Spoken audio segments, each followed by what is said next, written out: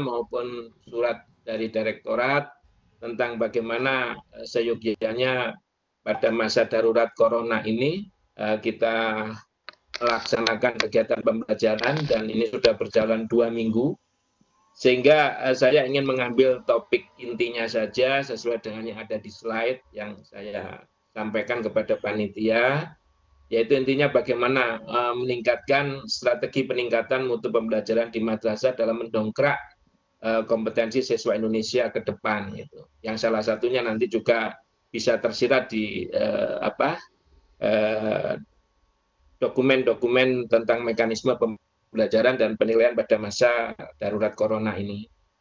Ibu Bapak, saya akan mengawali dulu untuk melihat hasil PISA kita, bahwa slide kedua, Bu, bahwa di hasil PISA kita atau program for Indonesia Student Assessment, bahwa Indonesia memang boleh dikatakan cukup prihatin untuk melihat perkembangan kompetensi PISA kita, karena PISA yang terakhir di tahun 2018 ini ternyata mengalami penurunan dari PISA sebelumnya yang sekitar 64 atau 68, ya kita sekarang 70 sekian.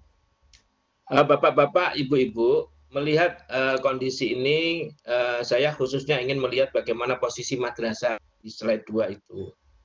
Posisi madrasah walaupun mungkin juga terutama untuk sanawiyah mungkin tidak terlalu ketinggalan dibanding SMP, namun di SMA kita masih melihat bahwa memang capaian PISA di aliyah belum sebagus yang ada di SMA. Ibu Bapak, sebelum kita mengomentari bagaimana kompetensi anak-anak kita perlu lihat bahwa di PISA itu yang diukur tiga ranah atau 3 aspek. Slide ketiga, Bu. Yang pertama adalah literasi membaca. Di sini bukan belajar bahasa atau bukan pelajaran tentang teori membaca, tetapi di sini melihat kompetensi literasi membaca anak. Kompetensi itu bahasanya lebih ke arah bagaimana anak-anak bisa melakukan sebuah interpretasi atau bernalar untuk membaca ini atau literasi, yaitu untuk memahami konsep-konsep problematika melalui media bacaan. Dia bisa membaca bahasa-bahasa problematika yang ada di sekitarnya. Ibu Bapak, yang diharapkan di dalam kompetensi kemampuan belajar anak-anak kita, masa depan anak-anak kita ini kita harapkan bisa menjadi problem solver. Anak-anak bisa menjadi pemecah masalah, menjadi penemu solusi dari berbagai problem. Mampu menjadi problem solver, maka dia harus mempunyai kompetensi memahami wacana-wacana deskriptif dalam kehidupan sekitarnya, sehingga dia bisa mengasarinya masalahnya. Kemudian selanjutnya dia bisa berpikir lebih konstruktif. Kemudian yang kedua yang dilihat dari kemampuan kompetensi PISA ini adalah literasi sains. Literasi sains ini bukan anak-anak belajar tentang materi sainsnya, tidak. Materi sainsnya itu sudah menjadi kewajiban untuk mengantarkan kompetensi ini terwujud. Kalau materi kita berbicaranya tentang apa yang dikuasai. Tapi kalau kompetensi itu bicara bagaimana aktualisasi performan anak-anak setelah dia mendapatkan materi A sampai B, itu performanya bagaimana. Oleh karena itu kemampuan literasi sains lebih diarahkan pada kemampuan menjabarkan gejala ilmiah, mengevaluasi dan merencanakan penemuan-penemuan ilmiah, menginterpretasi data dan bukti ilmiah. Jadi anak di dunia pendidikan itu hendaknya sudah diarahkan ke arah ke sana, karena pada saat dia memahami literasi bacaannya, kemudian dia akan menjadi akan menemukan problem solvingnya, maka dia harus bisa membaca data, dia harus bisa membandingkan data, dia harus bisa memformulakan bagaimana untuk mengungkap data dan menggunakan bukti-bukti ilmiah. Itu ya hal kedua yang perlu dibekalkan pada anak-anak untuk kepentingan kehidupan masa depan mereka. Kemudian yang ketiga, literasi matematik atau yang biasa disebut numerasi. Ini juga begitu, bukan belajar tentang matematikanya, tapi lebih ke arah bagaimana kemampuan anak-anak memformulasi, menerapkan, dan menginterpretasikan perhitungan-perhitungan dalam berbagai konteks keperluan. Selama ini kita lebih ke arah belajar materi matematikanya, tentang rumus, bagaimana menjalankan rumus, dan sebagainya. Namun dalam kehidupan tidak selalu rumus-rumus itu ajek utuh sebagaimana biasanya kita hitung. Tetapi variabel-variabel kehidupan kadang-kadang normal, kadang-kadang tidak. Nah, disinilah berdasarkan dinamika, matrik yang ada dalam kehidupan, keajekan sebuah data muncul, ya dia bisa memperhitungkan, bisa melakukan forecasting ke depan dan sebagainya. Itulah yang dimaksud dengan literasi numerasi. Ini pertama yang tampaknya perlu kita lihat dari kompetensi anak-anak kita. Terkait dengan itu, madrasah posisinya seperti tadi, terutama madrasah aliyah itu masih harus banyak yang kita benahi. Kalau madrasah sanawiyah sudah cukup standar, tetapi lepas dari itu semua, Indonesia baik sekolah maupun madrasah itu masih tertinggal dengan dunia di luar sana, dengan sekolah-sekolah atau lembaga pendidikan yang lain di berbagai negara maju. Selain kita nanti akan melihat bagaimana terkait dengan PISA ini, kita juga perlu melihat apa cita-cita siswa.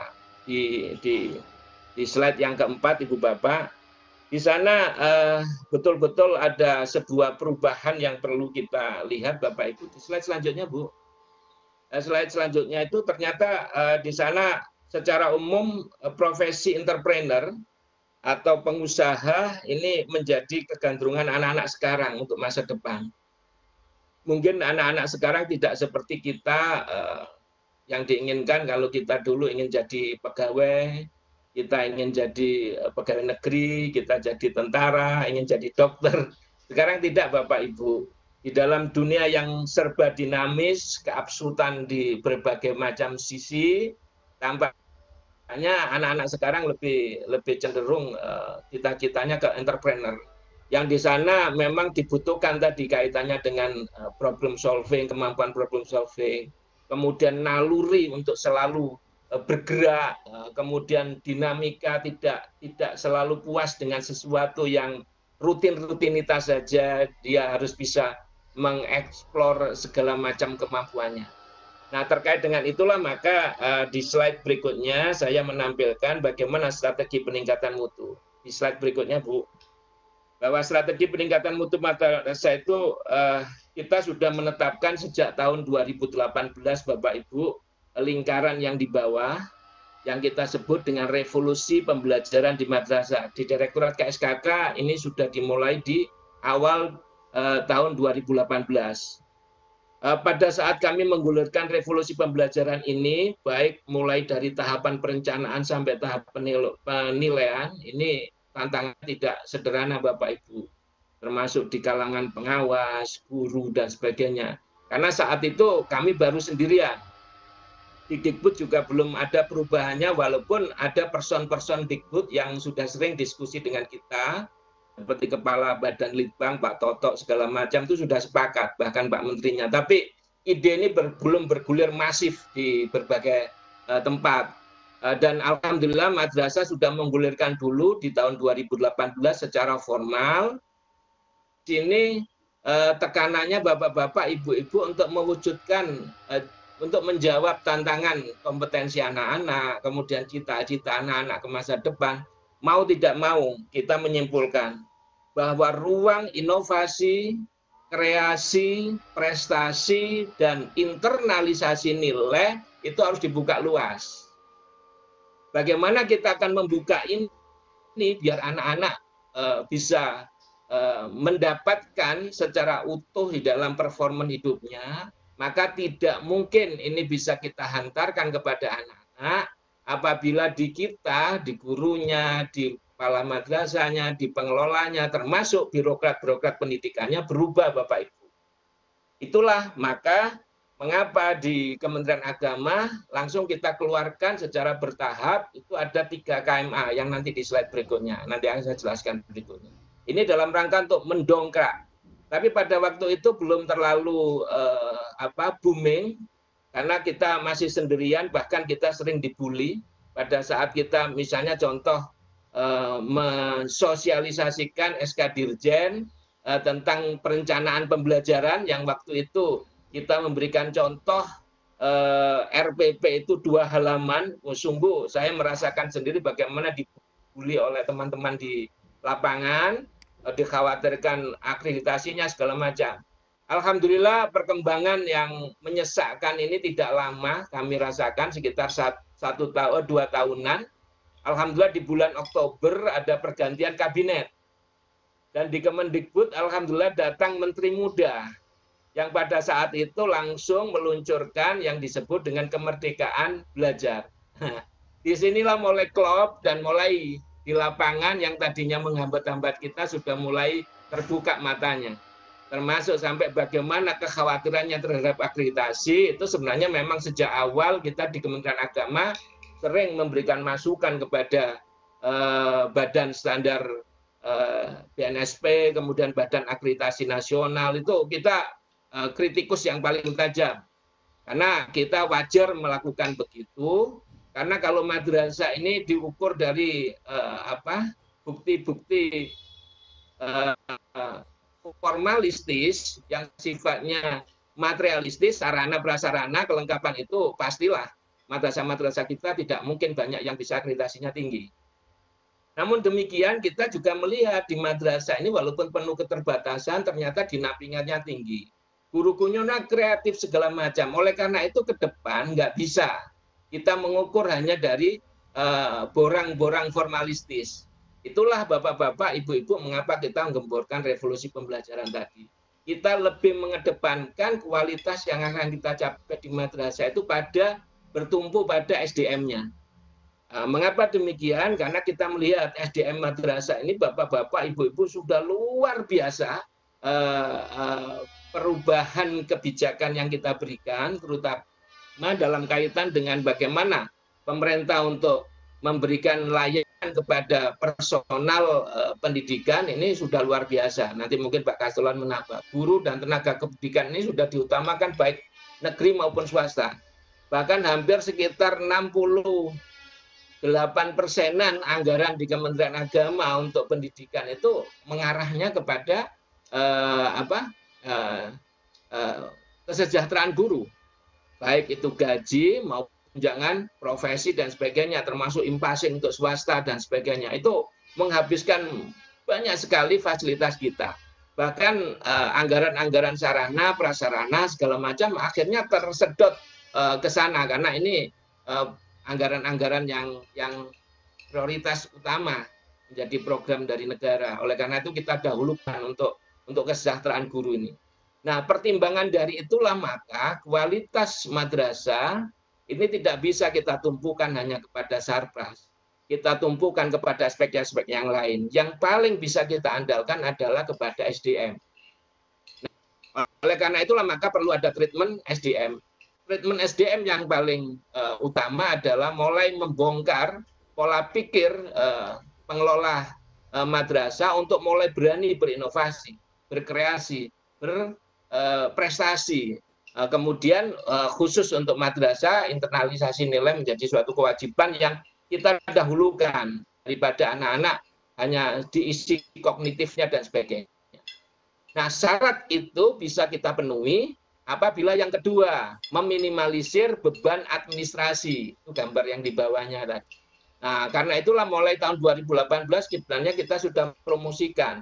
Di dalam perencanaan pembelajaran kita berikan contoh RPP itu cuma 2 halaman, tapi pada waktu itu banyak yang bully kita. Tapi alhamdulillah saat Pak Menteri, Mas Menteri Pendidikan dan Kebudayaan memproklamasikan kemerdekaan belajar dengan RPP 1 halaman, mulailah semuanya lembek dan mendukung kita juga. Bahkan kita ditanya bagaimana dengan 1 halaman, padahal semangatnya ini bukan 1 halaman atau 2 halaman, tapi bagaimana menyederhanakan beban-beban administrasi. Tidak ada gunanya RPP kita jadi 1 halaman, 2 halaman, tapi beban administrasi yang lain tidak kita perhatikan. Ini yang harus kita minimalisir. Nah, dalam kaitan itu kita ingin kemudian pertama dari yang bawah itu kita membentuk pelajaran yang berkontekstual. Jadi pembelajaran kita kalau kita hubungkan dengan kompetensi pada yang dibutuhkan bisa, kemudian anak-anak cita-citanya banyak jadi entrepreneur dan sebagainya, maka kita harus mulai mendongkrak pembelajaran-pembelajaran yang bersifat kognitif, yang bersifat tekstual, itu lebih ke arah kontekstual. Jadi pembelajaran yang hidup. Pembelajaran-pembelajaran yang hanya sekedar mengejar target KIKD itu sudah mulai harus bergeser ke dunia yang realistis. Dan alhamdulillah sekarang Kemendikbud irama sudah hampir sama persis. Bahkan di dalam masa darurat corona ini bapak-bapak, ibu-ibu, baik surat edaran yang dikeluarkan Kemendikbud maupun surat edaran yang kita keluarkan, mekanisme yang kita tekankan kepada guru-guru, kepada kepala madrasah bagaimana menciptakan pembelajaran yang terbaik, yang bisa mengungkap potensi inovasi anak, kreasi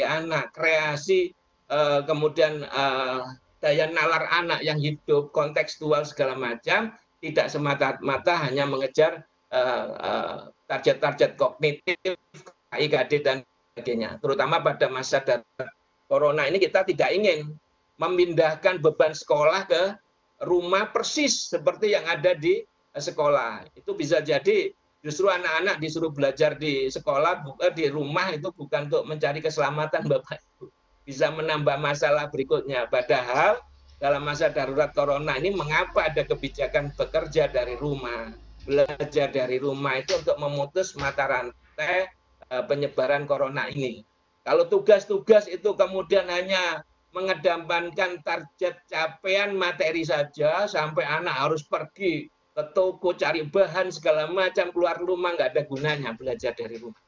Nah, alhamdulillah Bapak Ibu, konsep-konsep mendasar yang awalnya sebenarnya mau kita launching di awal tahun pelajaran, tapi dengan darurat corona ini akhirnya kita lahirkan di masa darurat corona ini. Pembelajaran bukan hanya bersikukuh pada capaian administrasi, capaian target KIKD, tapi lebih ke arah kompetensi. Nah, dengan menciptakan lingkungan belajar yang menyenangkan. Siswa belajar, siswa diajak biasa untuk berpikir tingkat tinggi, yang problem solver.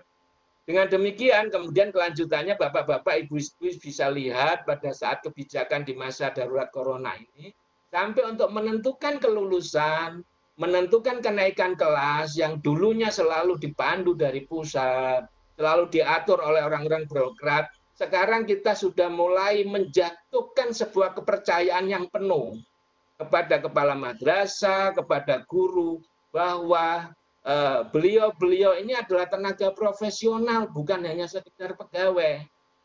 Kalau dulu guru ini masih banyak dipandang sebagai pegawai, banyak dicurigai, seakan-akan kalau dibiarkan itu seperti pegawai saja juga nggak begini sebenarnya. Dicurigai nanti nggak masuk rajin, kemudian ngajarnya sembarangan. Padahal guru ini sebenarnya adalah tenaga-tenaga profesional yang tidak hanya lulus sarjana, tapi dia mendapatkan sertifikasi pasca sarjananya. Dan dia sudah mendapatkan lisensi sebagai tenaga profesional, tidak beda dengan dokter, tidak beda dengan hakim. Dokter itu saat menghadapi pasien tidak pernah dia selalu dihantui kesalahan, aturan begini, ini yang penting kode etik dipegang, daya nalarnya dia hidupkan, dia mendiagnostik, menjatuhkan apapun, cara nyuntik tidak selalu, cara nyuntik sekarang gimana peraturannya, tidak. Ya dia menggunakan dasar keilmuannya, tidak perlu terlalu takut-takut. Nah, begitu juga hakim.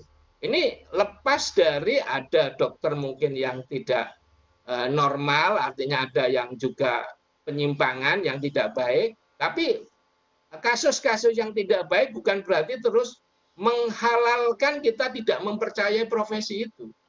Kita berharapkan di dalam pendidikan kita juga gitu. Sudah saatnya kita sekarang percaya kepada kepala madrasah, kepada guru. Kalau ada guru yang masih kurang baik, ada kepala madrasah kurang baik, itu kasuistik. Tetapi secara konseptual, guru ini seperti hakim, seperti dokter, kita percaya sudah saatnya jangan banyak dicurigai.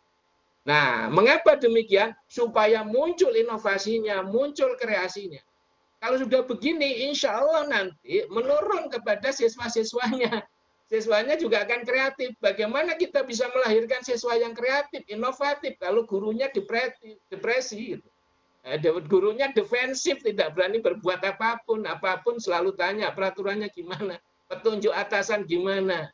Nah ini pola pikir yang sudah harus dirubah sekarang Bapak Ibu secara konseptual, paradigma untuk meningkatkan bentuk pembelajaran kita jatuhkan kepada kepala madrasah, guru untuk berani berinovasi.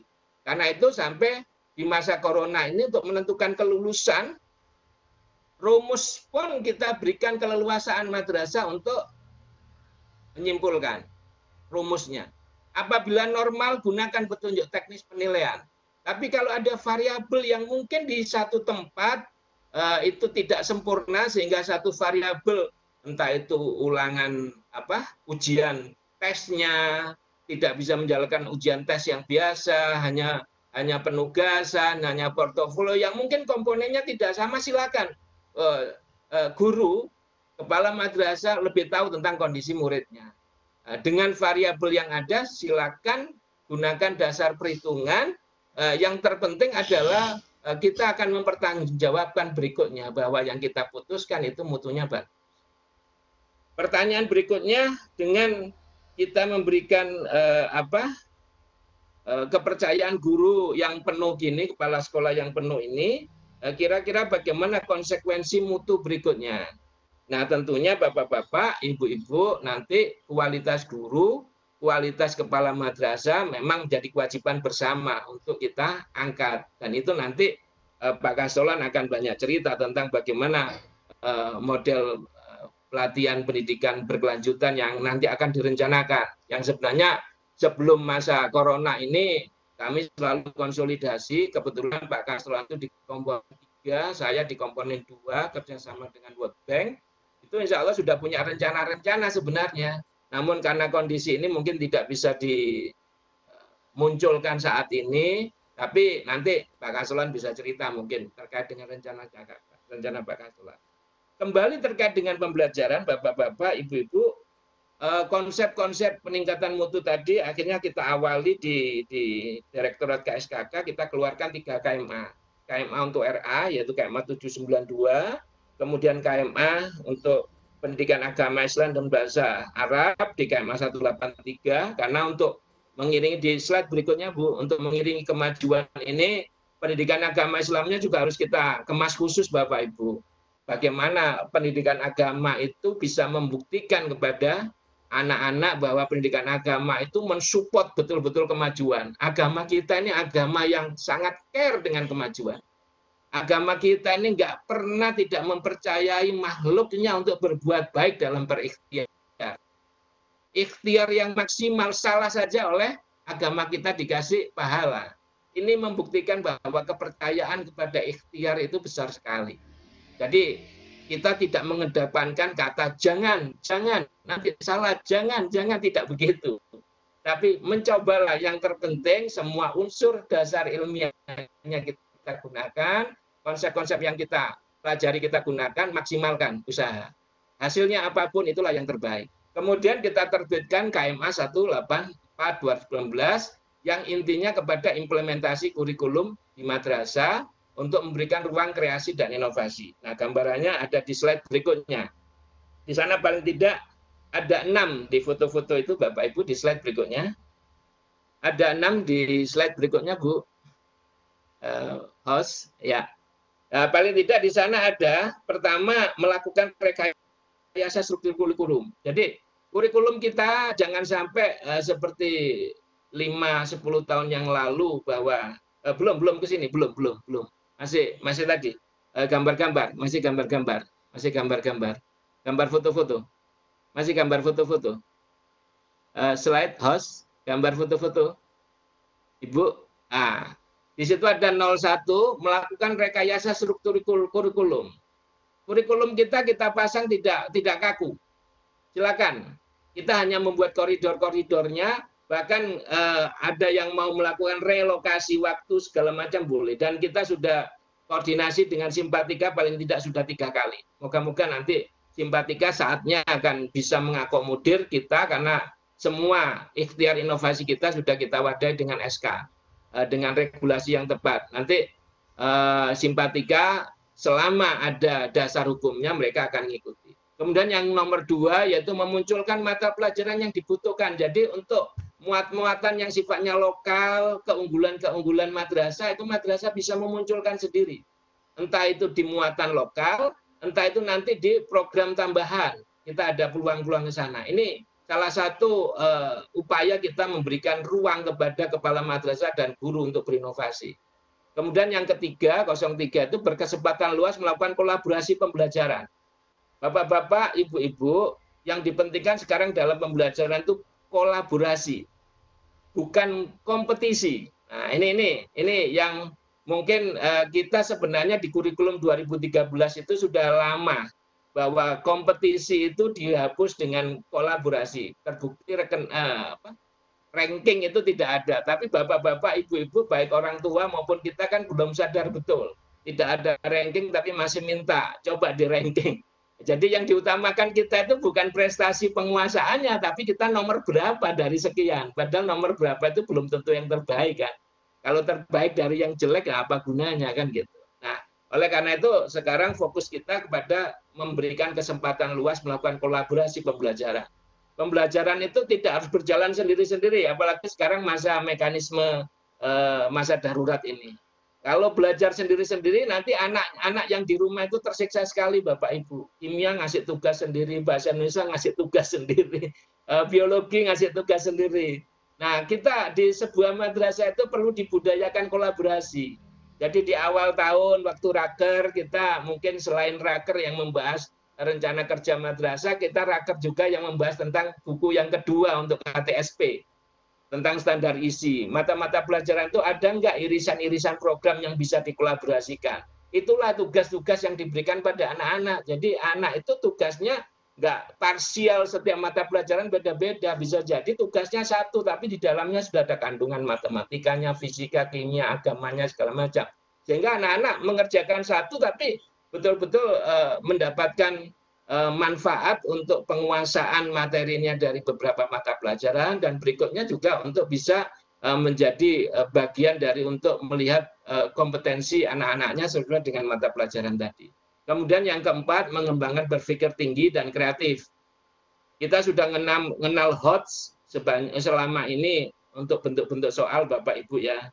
Tapi soal HOTS itu kalau kita berikan pada anak-anak, tapi ingin belajarnya belum biasa diajak berpikir tinggi, nanti anak-anak bukan terukur Bapak Ibu. Kita nggak bisa mengukur karena apa? Proses pembelajarannya belum kita biasakan dengan culture berpikir tinggi. Nah inilah yang perlu supaya nanti kita pada waktu dari perencanaan pembelajaran guru sudah anak-anak, dan yang memberi ruang luas siswa berprestasi sesuai dengan bakat minat. Ini bapak-bapak, ibu-ibu yang kelima ini sudah menjadi tren sekarang bahwa talenta, pengembangan talenta itu adalah segalanya. Anak-anak dalam mencapai prestasi jangan sampai lebih cenderung dominan yang tua-tua. Anak-anak itu seakan-akan yang diputuskan oleh orang tuanya kan. Sementara talenta anak betul-betul jarang dihormati Bapak-bapak Ibu. Paling penghormatan pada talenta yaitu dilakukan lomba-lomba. Tapi setelah lomba itu apa yang kemudian bisa dilakukan? Nah, inilah negara sekarang sudah mewacanakan, bahkan sudah ada langkah-langkah kebijakannya, yaitu manajemen talenta. Di kantor presiden didengungkan manajemen talenta, di Kemendikbud sudah ada pusat prestasi. Nah, di Kementerian Agama juga kita sekarang memfokuskan implementasi kurikulum kita itu memberikan ruang luas siswa untuk berprestasi sesuai dengan bakat dan minatnya.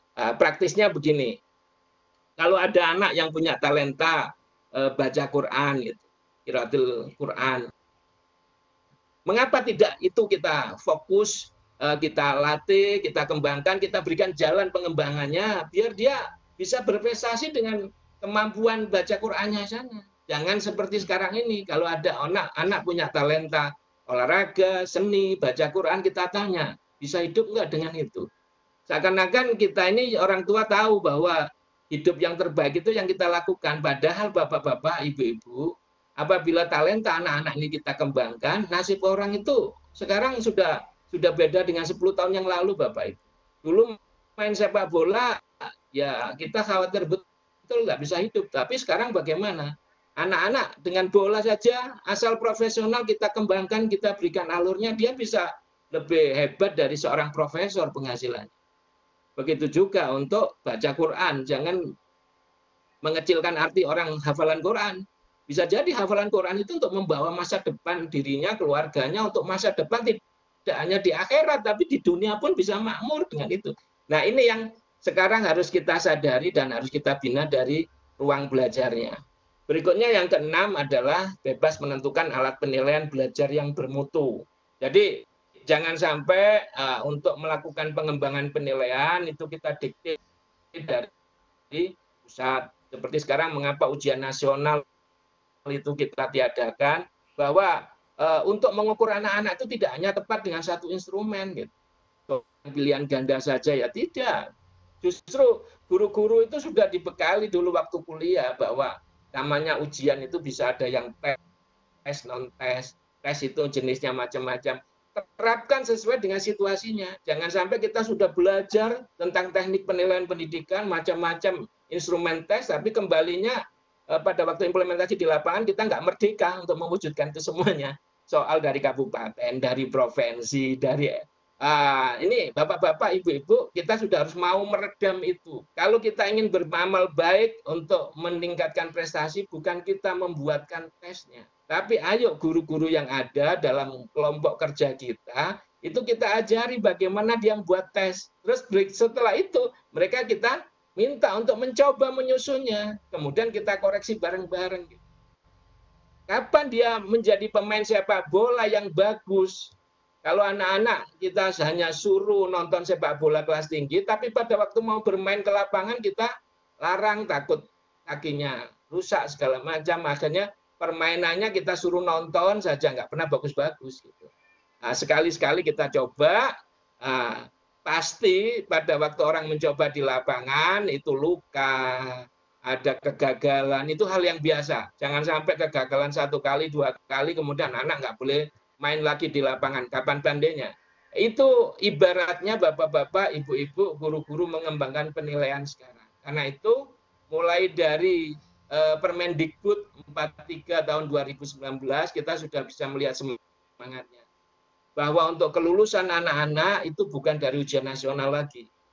Tapi kelulusan anak-anak itu, 1, proses belajarnya lengkap dari awal sampai akhir, 2, punya sikap yang sangat baik, kemudian yang ketiga adalah lulus dari ujian yang diselenggarakan oleh satuan pendidikan, artinya yang diselenggarakan oleh guru itu, bukan yang dilakukan tingkat kabupaten, bukan dilakukan tingkat provinsi atau nasional, bukan.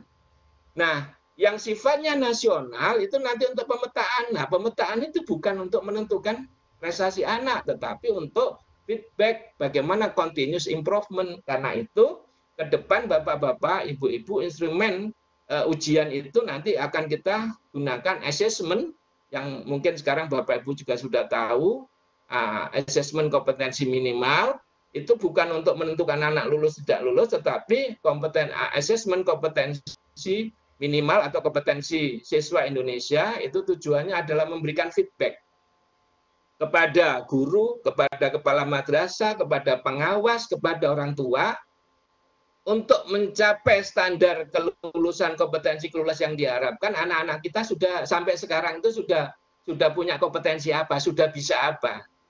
Nah, setelah kita temukan itulah, maka kemudian diterjemahkan bagaimana kita menindaklanjuti hasil-hasil dari asesmen itu dalam bentuk perbaikan treatment pembelajaran untuk mereka. Oleh karena itu, asesmen kompetensi minimal nanti tidak diberikan kepada anak-anak di kelas akhir, Bapak Ibu. Madrasah Ibtidaiyah itu insya Allah nanti akan diberikan di kelas 5. Sanawiyah itu di kelas 8.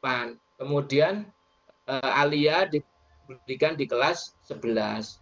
Dengan demikian masih ada kesempatan 1 tahun untuk memanfaatkan hasil asesmen untuk perbaikan anak itu. Bagaimana nanti kelulusannya tetap gurunya yang menentukan. Inilah kemerdekaan yang saya pikir harus kita maknai baik-baik, kita pertanggungjawabkan dengan peningkatan kualitas. Nah, sekedar saya untuk menyampaikan apa persepsi diri guru dalam kaitannya dengan prestasi-prestasi ini yang nanti digarap, dan nanti mungkin Pak Kastolan yang akan mengapresiasi di tindak lanjutnya. Slide berikutnya, Bu. Slide berikutnya. Persepsi diri menjadi guru, Bapak-bapak, Ibu-ibu. Di situ ada butir-butir, ini hasil survei yang menyertai ujian nasional, Bapak Ibu, yang terakhir tahun 2018 kemarin. Di sini guru-guru kita ini alhamdulillah punya percaya diri untuk menjadi guru ini ya lumayan besar, Bapak-bapak, Ibu-ibu. Misalnya keuntungan menjadi guru lebih banyak dibandingkan kerugiannya. Yang sangat setuju itu 40%, Bapak Ibu. Yang setuju 51%. Jika saya diminta memilih kembali, saya akan kembali memilih profesi guru. Itu besar juga persentase setuju dan sangat setujunya. Jika diperkenankan saya ingin pindah ke sekolah lain, itu juga besar ternyata. Terutama tidak setujunya besar. Tidak setujunya besar. Artinya guru-guru ini punya kepedulian yang tinggi terhadap madrasahnya. Saya menyesal menjadi guru, itu persentase yang terbesar tidak setuju. Artinya dia sudah confident dengan profesinya. Saya senang mengajar di sekolah ini, itu setuju, sangat setujunya besar sekali persentasenya. Saya puas dengan kinerja saya sebagai guru di sekolah ini, cukup besar. Kemudian pekerjaan saya memiliki makna bagi masyarakat. Artinya guru-guru kita ini sudah punya bekal yang sangat prospektif. Karena itu guru-guru kita sudah saatnya harus kita percaya. Masa orang punya sikap seperti ini nggak dipercayai bahwa dia itu punya niatan baik gitu loh. Artinya sekarang mulai saatnya ide-ide dari guru segala macam itu kita wadai. Nah, untuk menunjang ini semua, apa kebutuhan guru? Di slide berikutnya. Di slide berikutnya, Bu, di slide berikutnya terbaca sekali apa yang diharapkan oleh guru-guru. Slide berikutnya, meningkatkan kualitas pembelajaran, Pak. Ya, di sana kelihatan pengetahuan dan pemahaman konten bidang studi itu sangat diperlukan 62%, Bapak Ibu.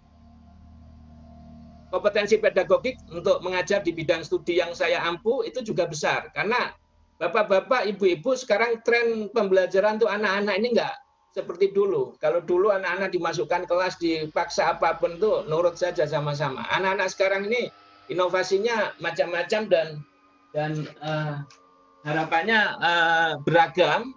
Nah, oleh karena itu guru-guru harus bisa melayani individual anak-anak satu-satu. Nah, oleh karena itulah perlu bekal pedagogik yang mampu. Justru kalau dulu kita lebih banyak ke administratif, sekarang sudah tercermin dari survei kita, guru ini lebih banyak kepada hal yang aplikatif, bukan administrasi lagi. Pengetahuan tentang kurikulum itu sudah 61%, mereka sangat memerlukan. Melakukan penilaian siswa, mereka juga ternyata perlu bantuan itu sangat besar, 63%. Nah, ini mungkin nanti masukan untuk Pak Kastolan untuk menjelaskan, dan saya yakin Pak Kastolan sudah punya rencana tindak lanjut atas kondisi ini. Ibu Bapak, yang selanjutnya saya sampaikan di slide terakhir, program implementasi untuk meningkatkan mutu itu kita mulai tahun 2019 sudah mulai fokus BIMTEK pembelajaran madrasah itu mengacu pada cara berpikir tingkat tinggi. HOTS itu mulai dari bagaimana membuat perencanaan yang tingkat tinggi, proses pembelajaran yang melibatkan pemikiran tingkat tinggi, dibanding juga untuk penyusunan soal-soalnya. Begitu juga yang nomor 2, mulai tahun 2019, BIMTEK penyusunan bahan ajar berbasis HOT. Ini kita implementasikan pada saat penyusunan buku-buku untuk PAI. kita betul-betul ingin buku-buku anak-anak itu jangan sampai seperti skripsi, yang membaca baru 1 jam ngantuk, tapi buku-buku yang bisa problematis, baru dibaca satu itu sudah menstimulan anak untuk ikut, seperti membaca buku teka-teki silang atau membaca buku yang penuh penuh teka-teki yang harus dia ikuti gitu. Nah, ini kita rancang juga untuk menyusun buku-bukunya. Kemudian berikutnya yang tadi untuk penyusunan Soul Hot mulai tahun 2019. Kemudian sebenarnya di awal tahun 2020 ini sudah mulai kita lakukan program aksi yang kerjasama dengan World Bank. Cuma dengan wabah corona ini akhirnya agak sedikit menghambat. Moga-moga nanti bisa cepat selesai dan bisa kita implementasikan. Ini termasuk programnya Pak Kasaulan yang kompetensi 3 itu juga mungkin setelah corona ini bisa secara masif kita lakukan. Mungkin ini Bapak Ibu pancingan-pancingan saya di awal yang bisa saya sampaikan, moga-moga bermanfaat dan selanjutnya saya bersedia bila ada pertanyaan-pertanyaan dari Bapak Ibu semua. Terima kasih. Wallahu musta'an, wallahu muwaffiq. Assalamualaikum warahmatullahi wabarakatuh. Waalaikumsalam warahmatullahi wabarakatuh. Kasih aplaus buat Pak Kasubdit ya. Alhamdulillah. Terima kasih Pak atas urayanya yang begitu memukau bagi kami. Terus terang baru langsung kita bertemu dengan Diuda ini cukup jelas juga nih program-program ke depan. Ternyata kita punya prospek ke depan Pak. Kita sudah bersinergi dengan Kementerian Pendidikan. Insya Allah Kementerian Agama pun tidak akan ketinggalan. Baik Pak, untuk mempersingkat waktu, saya persilakan kepada para peserta untuk mengacukan tangannya. Tapi kita akan atur ya, Pak host, Pak Lukman, tolong diatur dulu yang paling duluan tampil aja dulu tuh ya. Dan yang sempat bertanya tolong di chatting aja. Insya Allah akan kami catat. Dan kalaupun tidak terjawab sekarang akan kami sampaikan tertulis. Pak, kita buka dulu yang paling atas sesuai abjad. Ya, Bu Anissa Nur Hasan. Silakan Pak Lukman dibuka mic-nya. Yang sudah raise hand. Silakan Bu Anissa Nur. Silakan sebutkan dari daerah mana.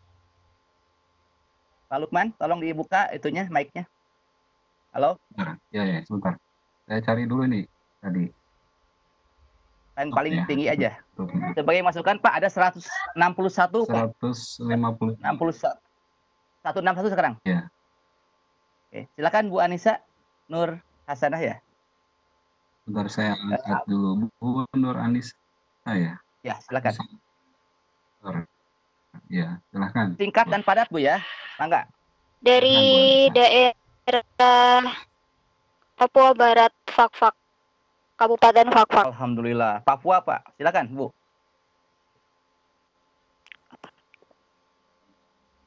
Asal sekolah ya? Silakan. Ya. Oke, udah. Asal sekolah dari Madrasah Aliyah Negeri Fak-Fak. Oh iya.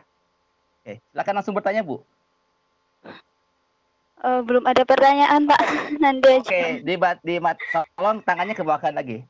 Kita beralih ke Dr. Anda Aat Atmiawati. Tolong mic-nya dibuka aja Pak Lukman. Ya, silakan Bu Dr. Anda Aat. Yang tidak bertanya tolong angkat tangannya di ke bawahkan lagi. Bu Aat. Ya Bu, ya Pak. Ya, siap. Dr. Anda Aat Atmiawati. Silakan. Oh, tidak ada ya. Halo, Pak Lukman, kita beralih ke Pak Durrahman. Durrahmangisa 45. Pak Durrahmangisa 45. Silakan saya buka. Pak Durrahman? Iya. Ya, Ibu silakan. Durrahmangisa, ini nama aslinya bukan? Silakan Bu, langsung Bu. Dari mana Bu? Iya, saya dari Garut, perwakilan dari Madrasah Aliyah Al-Hikmah Taligan. Garut, silakan.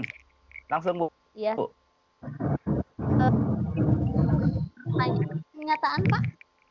Iya, silakan kalau bertanya apa tentang materi yang barusan Bapak sampaikan. Oh iya. Ya mungkin kalau untuk pertanyaan tidak ada, mungkin saya ingin memberikan pernyataan sedikit mengenai segala sesuatu tentang yang tadi Bapak sampaikan. Bahwa misalnya murid itu bagaimana murid bisa kreatif kalau gurunya itu sendiri defensif. Nah mungkin Bapak saya ingin menyampaikan sedikit keadaan mungkin di sekolah saya sendiri. di lingkungan belajar siswa-siswa saya sendiri mungkin memang masih belum maksimal dalam segala hal gitu. Jadi masih banyak yang harus dibenahi, masih banyak yang harus dibenahi gitu. Jadi untuk menjalankan proses pembelajaran yang sedemikian itu mungkin kalau di sekolah saya, di lingkungan kerja saya mungkin sangat sulit sekali, bahkan tidak mudah untuk mencapai semua itu, Pak. Hanya seperti itu, hanya ingin mengutarakan saja. Terima kasih. Pak Dokter mau ditanggapi, Pak? Enggak. Oh, boleh. Apa satu lagi? Boleh? Satu lagi. Oke. Silakan buka Pak Edi Nurhayati nih. Edi Nurhayati, silakan dibuka mic-nya. Ya, Pak Edi sudah saya buka. Silakan Pak Edi. Belum bisa ini mic saya. Mic saya belum dibuka, saya tidak bisa buka. Suara Ibu kedengaran, Bu? Ya, Ibu Halo. sudah bicara Sudah langsung. kedengaran, silakan. Oh, sudah kedengaran. Oke. Begini, saya Bu Edi Nurhayati dari SMA Negeri 1 Jedes Ponorogo. Ya, silakan, Bu. Tadi Bapak mengatakan, kalau saya tidak salah dengar, bahwa bacaan-bacaan untuk anak TK itu jangan seperti skripsi gitu ya Bapak ya. Nah, bukan. Bacaan untuk siswa belajar. Ya, Jangan terlalu tekstual. Jangan seperti Jangan terlalu tekstual. Ya. Jadi bukan untuk anak era. Tapi untuk buku-buku di buku-buku pelajaran itu loh, Bu. Itu jangan sampai seperti karya-karya skripsi yang isinya tulisan tebal-tebal, bacaan saja. Tapi harus yang dialogis. Ya, oke.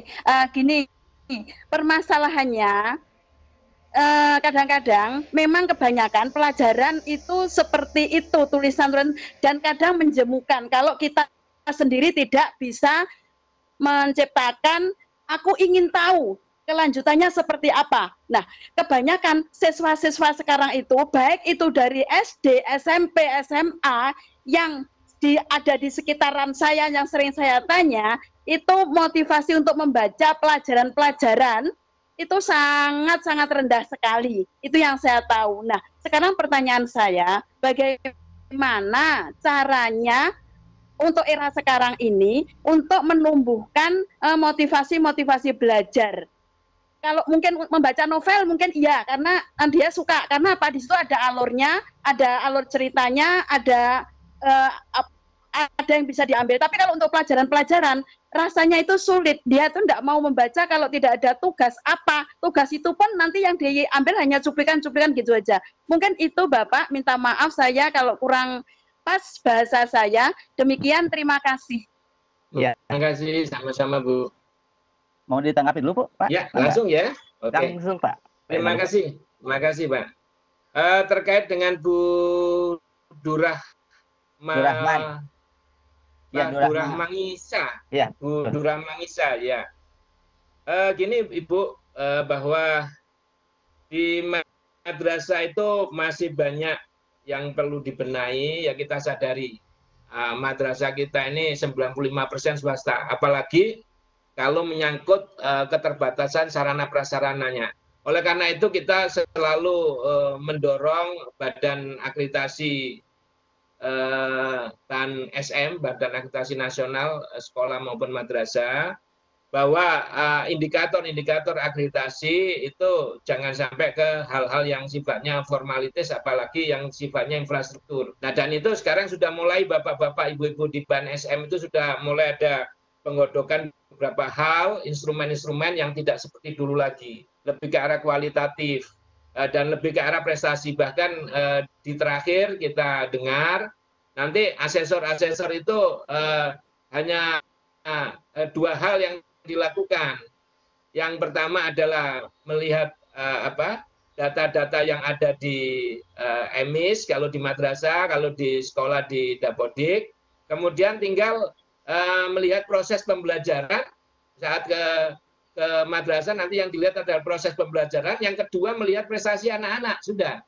Jadi tidak seperti dulu mereka borang-borang, kita asal bisa mengumpulkan dokumen satu ruangan penuh kita tata, insya Allah kan gitu. Sekarang tidak, lebih ke arah bagaimana proses implementasinya di madrasah dalam pembelajaran, karena kebutuhan anak-anak di madrasah kan belajar. Kemudian yang kedua adalah bagaimana prestasinya.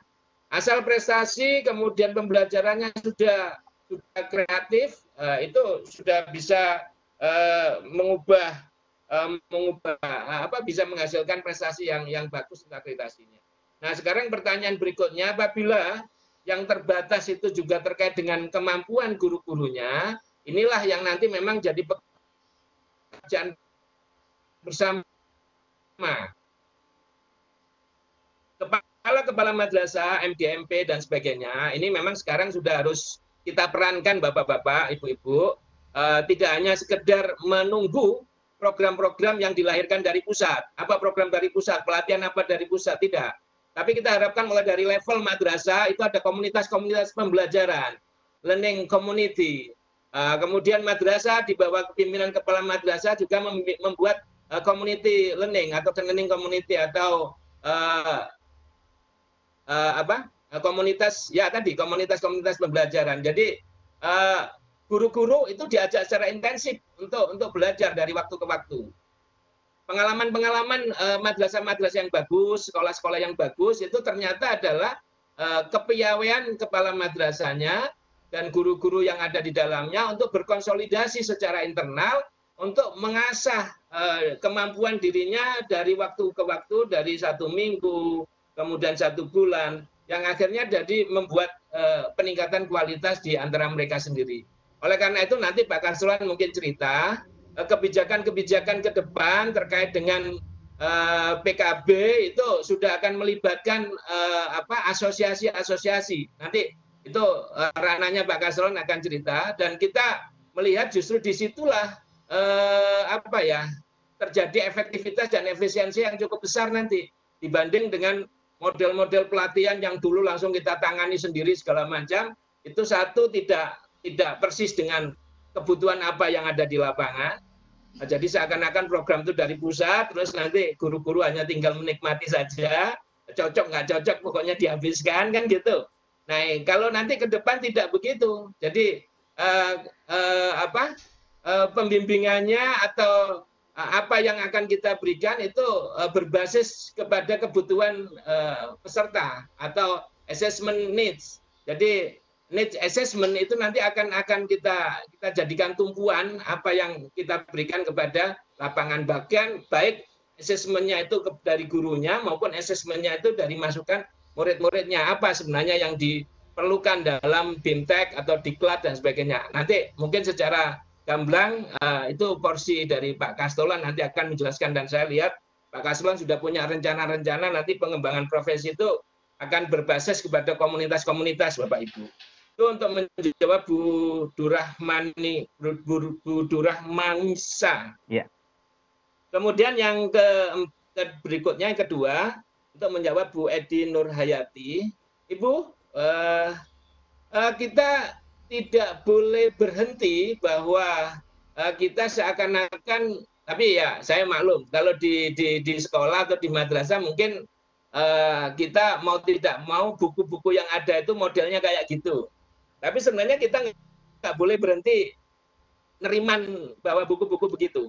Karena salah satu mengapa motivasi anak-anak belajar rendah itu model-model buku kita itu masih kalah menariknya dibanding dengan YouTube, dibanding dengan WA, dibanding dengan Instagram yang sekarang menjadi kegandrungan anak-anak sekarang.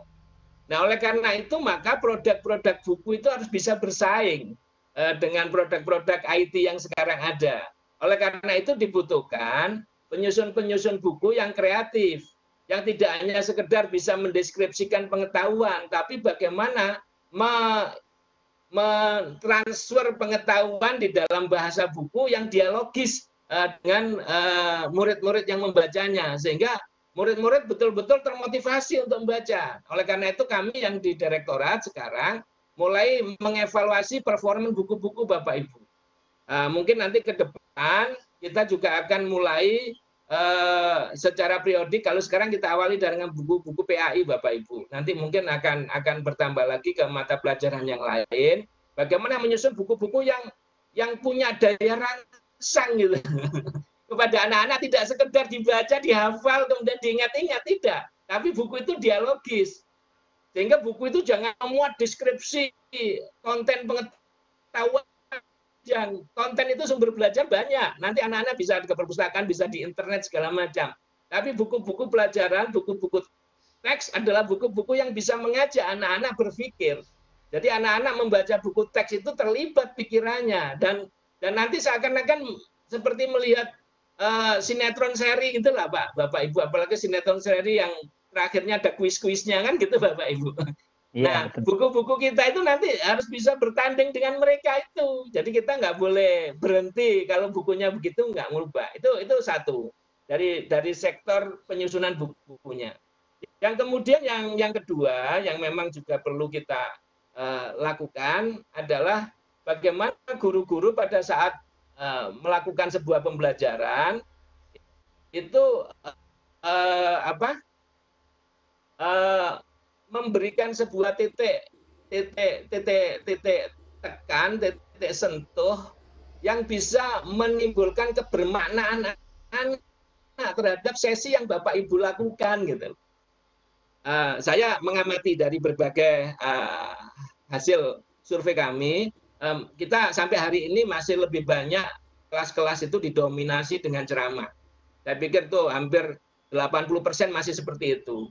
Bahkan kemarin pada waktu kami ingin melihat bagaimana video-video pembelajaran yang nanti akan kita masukkan di dalam e-learning itu ternyata juga masih banyak video-video yang isinya lebih banyak ceramah Bapak Ibu mendeskripsikan, mengklasifikasi, tapi belum banyak video-video yang isinya problematika yang kemudian secara tidak langsung ditarik untuk terlibat dalam kasus yang ada di situ. Lah baru kemudian untuk mencari solusinya, anak-anak bisa menggunakan referensi-referensi di mana-mana, baik di internet, di buku segala macam. Jadi buku media pembelajaran itu akan perlu kita buat yang jangan sampai terlalu monoton, deskriptif, hanya seakan-akan rentetan pengetahuan yang kita jabarkan, tidak. Nah, termasuk guru-guru saat pembelajaran juga perlu begitu. Proses pembelajaran yang menarik adalah yang kreatif, yang tidak hanya di kelas, tidak hanya sekedar tempatnya di luar kelas, tapi juga bisa melibatkan anak-anak dalam problematika pemikiran yang dikemas dalam 2 kali 45 menit atau 3 kali 45 menit itu, yang kemudian di situ muncul beberapa hal yang harus dipecahkan oleh anak-anak. Dan di situ anak-anak bergairah mencari referensi untuk solusi yang dimaksud. Nah, pembelajaran yang bermakna seperti itulah yang sekarang memang perlu didorong Bapak Ibu. Nah, tentunya nanti dari sisi bagaimana pengolahan materi pembelajaran itu biar tampilannya begitu. Yang kedua, tidak lepas dari itu juga bagaimana supaya guru-guru bisa merancang ke sana. Nah, itulah nanti yang akan dijawab oleh Pak Kasolan. Saya yakin Pak Kasolan sudah punya program-program itu, bagaimana membuat bekal kepada guru-guru agar guru-guru nanti di depan kelas mampu memanage ruangan belajarnya bukan hanya sekelas atau media pembelajaran yang sebenarnya entertainer sejati Bapak Ibu yang harus bermain di depan anak-anak. Nah, ini kalau kita bermainnya apa adanya saja seakan-akan anak-anak itu butuh kita, nah, nanti itu tidak menarik Bapak Ibu, kita apa adanya saja tampil. Tapi kalau entertainer itu kan selalu berpikir bagaimana penontonnya ini bisa betul-betul jatuh hati kepada dirinya, dia akan menerima masukan dari manapun. Nah, itulah yang namanya supervisi kan gitu. Supervisi kan bukan penilaian kepada guru, tapi supervisi itu baik pengawasnya maupun gurunya kepala madrasahnya aktif timbal balik untuk mencari masukan satu tim terbaik untuk menimbulkan pertunjukan yang menarik di depan siswa kita. Itulah entertainer education, entertainment education, permainan pertunjukan di depan anak-anak dalam konteks pembelajaran. Nah, ini yang nanti tampaknya memang perlu diwujudkan, dan ini mudah diucapkan tetapi langkahnya tidak sesederhana yang saya sampaikan. Ini ada paradigma yang diubah, ada culture yang memang harus kita sabar, dan disinilah peranan kelompok-kelompok seperti MGMP segala macam ini cukup berperan.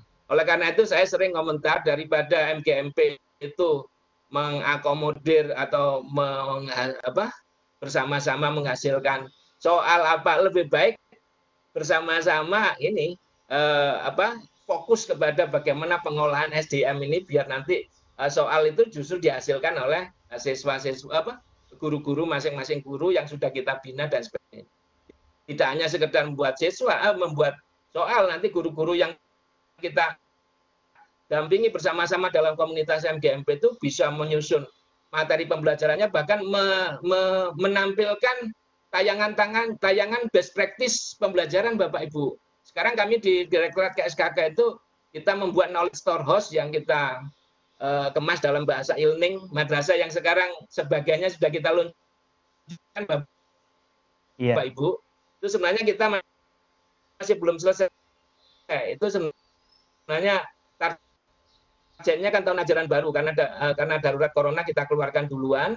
Nah, tapi nanti kita sambil di dalamnya itu nanti kita berikan gudang pengetahuan Bapak Ibu untuk guru-guru segala macam jenis lapisan. Kita punya madrasah ini macam-macam Bapak Ibu, mungkin seperti tadi dari Bu Anissa Fak-Fak sampai Sabang, dari Sabang sampai Merauke yang ada di pinggiran laut, di atas gunung. Ini kan tidak semuanya juga bisa dengan mudah menerjemahkan pembelajaran yang baik. Nah, itulah kita kasih pancingan contoh-contoh best practice pembelajaran yang nanti biar dikembangkan oleh gurunya masing-masing. Kita sekarang juga dalam rangka untuk mempercepat perubahan guru-guru dengan itu.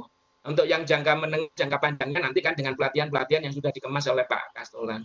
Mungkin demikian Ibu Bapak yang bisa saya jawab dari beberapa pertanyaan. Kasih, saya kembalikan kepada Pak Moderator. Pak, Bapak masih ada waktu tidak? Tadi Bapak bilang jam 2:15 kan? Iya, jam 2:15 saya izinnya. Oh iya. Kira-kira bagaimana Bapak Ibu? Kalau Bapak tidak ada waktu, kami akan catat semua pertanyaan di kolom chat, sudah banyak nih pertanyaan. Ada boleh satu lagi Pak? Boleh? Oh boleh, Saya siap. Beralih ke kolom chat aja Pak ini dari Ibu Teti Sitompul. Ini mungkin dari Sumatera ya. Pertanyaannya saya bacakan Pak. Pak, saya ingin mengetahui tentang soal PISA. Apakah berbeda dengan model soal UN? Lalu bagaimana cara membuat soal PISA tersebut? Ini dari Ibu Teti Sitompul Pak. Mangga Pak. Iya, terima kasih. Saya ada tayangannya sebenarnya Pak, cuma nanti tidak aja, Pak. Khusus tadi ya. Ke panitia Pak. Tapi begini aja, saya jabarkan singkat. Jadi memang PISA dengan UN itu beda Bapak Ibu. Ya. UN itu lebih ke arah basis pertanyaannya adalah basis materi. Jadi UN kita itu ingin mengetahui, mengukur bagaimana penguasaan anak-anak terhadap materi kan. Sementara PISA itu basisnya adalah kompetensi. Apa bedanya materi dengan kompetensi? Itu begini. Jadi kalau materi itu seseorang akan bisa mengaktualisasikan kompetensinya, itu memang pertama harus dipasok dengan materi Bapak Ibu. Tapi kemudian bisa menjadi aktualisasi dirinya, tidak hanya sekedar materi itu diingat, tapi materi itu diolah oleh anak ini. Dengan pemikiran anak ini, dengan kontekstual anak ini, kemudian itulah menjadi kompetensi yang dia munculkan. Nah, pertanyaan-pertanyaan PISA itu justru sudah sudah kasuistik yang begini, yang tidak mudah dihafal, tidak perlu hafalan. Jadi nanti kalau ujian-ujian asesmen kita PISA baik aksi AKM itu sudah booming Bapak Ibu, sudah kita kenal banyak, itu tafsiran kita bimbingan belajar itu tidak laku Bapak Ibu. Nah, Bapak Ibu sekarang itu kan terdiskreditkan dengan model ujian-ujian yang sekarang itu terdiskreditkan. Kalau ada anak berhasil itu Pak, anak lulusan SMA masuk perguruan tinggi ditanya, kenapa kamu kok bisa berhasil? Jawabannya, oh saya karena ikut bimbingan ini, ikut bimbingan itu. Betul, Pak. Padahal pembelajaran dengan kita kan juga lebih panjang kan Bapak-bapak, Ibu-ibu. Iya, betul. Nah, karena apa? Ujian-ujian kita masih berbasis materi Bapak Ibu. Padahal kurikulum kita ini sudah berbasis kompetensi. Oleh karena itu yang tepat nanti memang di dalam ujian-ujian atau yang sekarang kita sebut assessment, penilaian, itu nanti soal-soalnya model-model PISA ini, yang kasuistik, yang tidak bisa dihafalkan Bapak Ibu, dan menjawabnya jawabannya tidak harus selalu jawaban yang benar itu A, tidak begitu, tapi kita lihat alur berpikir di belakangnya. Oleh karena itu nanti soal-soalnya tidak hanya berupa pilihan, tapi bisa juga perpaduan antara pilihan dengan esai untuk menjelaskan dalamnya. Salah satu contoh misalnya banyaknya sampah-sampah yang terbuang sampai di laut. Itu anak yang mungkin kalau daya nalarnya tidak terlalu tinggi, menjawabnya mungkin cuma sampai menimbulkan polusi di laut. Ya itu memang benar jawabannya, tapi itu nilainya nggak tinggi, Pak. Alur berpikir tingkat tingginya nggak banyak. Tapi yang bisa menjawab misalnya ini menimbulkan efek munculnya berbagai penyakit yang ditimbulkan oleh ikan-ikan yang sudah tercemar dengan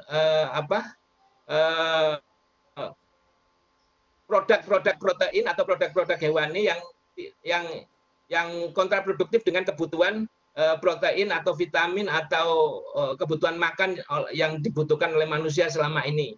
Kemudian dia menjabarkan mengapa itu terjadi, karena misalnya banyaknya plastik yang terbuang itu di tengah laut itu bisa memanipulasi pandangan hewan-hewan laut seakan-akan seperti ubur-ubur segala macam, seperti plankton, kemudian dimakan oleh ikan, kemudian akhirnya mempengaruhi metabolisme di dalam diri ikan itu sendiri sehingga bisa mempengaruhi produk-produk daging ikan dan sebagainya yang akhirnya akan berdampak pada munculnya penyakit-penyakit pada manusia dan sebagainya. Lah itu kan nalarnya sudah dalam Bapak Ibu. Nah, pisah aksi itu nanti soal-soalnya akan lebih mengarah ke sana Bapak Ibu. Jadi memberikan kebebasan kepada anak untuk mengembangkan nalarnya. Nah, sedangkan ujian nasional yang sekarang ada itu kan lebih ke arah bagaimana dia tahu jawaban terkait dengan pertanyaan itu.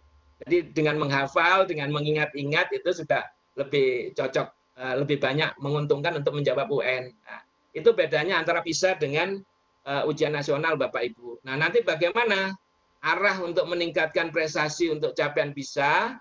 Ya memang kurikulumnya mau tidak mau harus ada revolusi atau ada perubahan Bapak Ibu.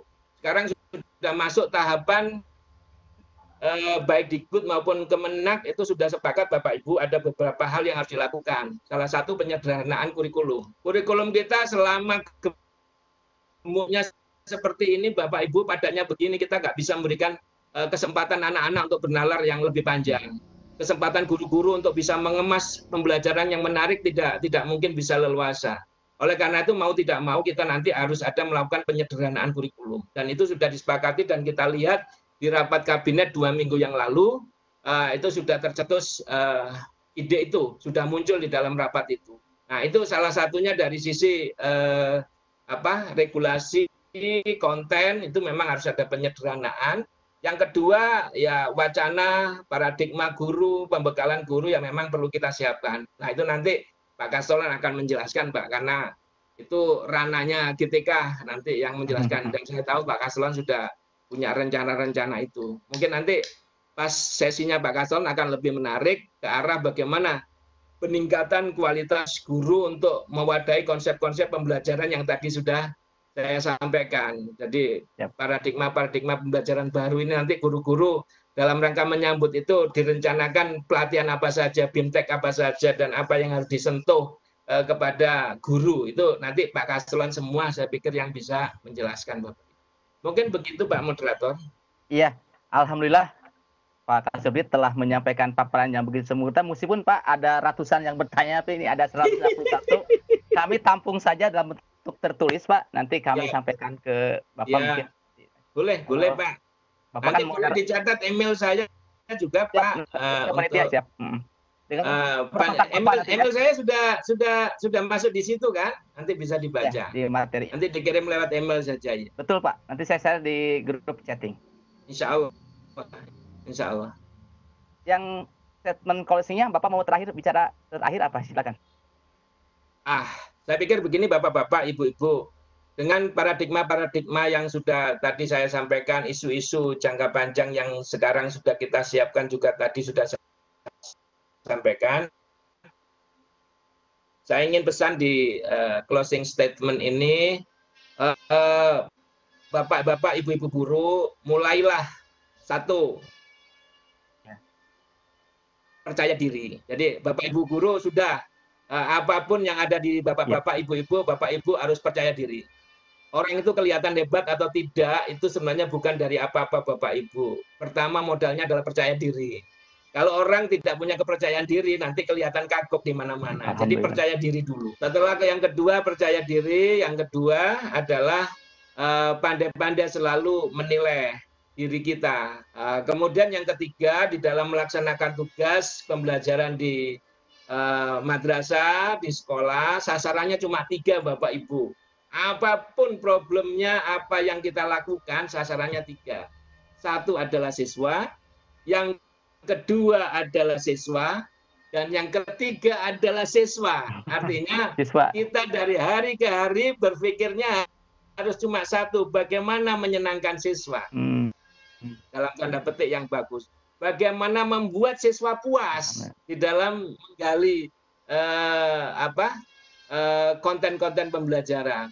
Dan ketiga, bagaimana kita menyiapkan masa yang sejahtera untuk anak-anak kita. Pendidikan itu kalau Bapak Ibu baca dalam buku The Teaching is as Subversive Activity, itu tujuan akhir pembelajaran itu adalah welfare Bapak Ibu, sejahtera.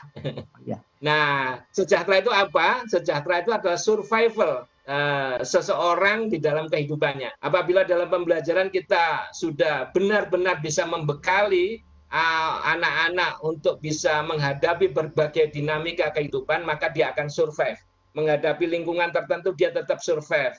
Menghadapi tantangan-tantangan zaman dia survive. Itulah makna pendidikan yang harus kita munculkan. Itu akan muncul apabila tadi sasaran kita 3. Siswa, kedua siswa, dan yang ketiga hanya untuk siswa. Terima kasih Bapak-bapak, Ibu-ibu. Mohon maaf bila hal-hal ada yang kurang berkenan, dan saya persilakan nanti Pak Kaslo nambah dari apa yang belum saya sampaikan. Terima kasih. Wallahu muwaffiq. Assalamualaikum warahmatullahi wabarakatuh. Waalaikumsalam warahmatullahi wabarakatuh. Terima kasih Pak Kasubit yang telah menyampaikan. Dan waktu